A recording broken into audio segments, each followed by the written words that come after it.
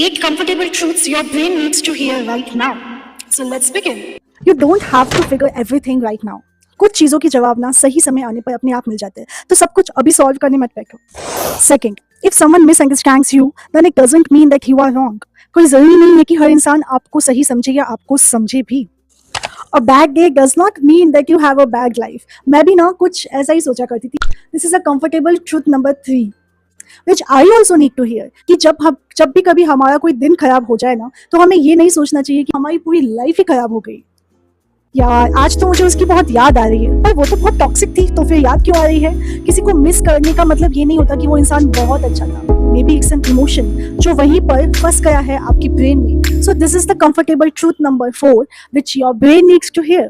This one is the most comfortable truth which I have found so far.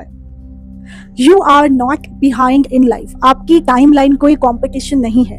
अगर किसी इंसान ने 24 years की एज में कुछ अचीव कर लिया, तो ये कोई ज़रूरी नहीं है कि आपको 22 या 26 या 28 में वो सेम चीज़ अचीव करनी ही है, और अगर आपने नहीं की तो आप पीछे रह जाओगे. ऐसा नहीं होता. We are living in the school of life, जहाँ पर स्कूल छूटने के बाद, कॉलेज छूटने के बाद जो भी चीज़ें हमारे सामने आती है वो सब आउट ऑफ सिलेबस होती है and they are difficult.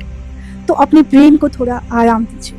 Comfortable truth number 6, you are allowed to outgrow people. You are allowed to outgrow those version and those places which do not belong to you right now.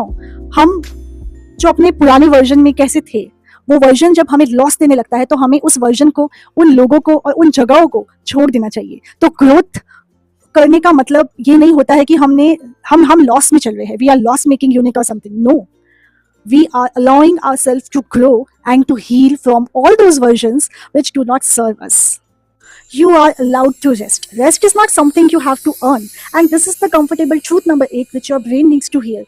Because हम अक्सर देखते हैं ना कि लोग अपने आप को पूरा एग्जॉस्ट कर देते हैं. उनकी कैपेसिटी होती है जितनी भी, वो उस अपनी कैपेसिटी का 5 गुना काम करते हैं और अपने आप को इतना एग्जॉस्ट करा लेते हैं, और फिर ये सोचते हैं कि एग्जॉस्ट होने की वजह से उनकी जो सेल्फ वर्थ है वो भर जाएगी. नहीं, ऐसा नहीं होता. ये ईगो होता है. सेल्फ वर्थ एग्जॉस्ट होने से नहीं बढ़ती. सेल्फ वर्थ बढ़ती है अपने दिन को बैलेंस करने से. Rest and work. So balance it out.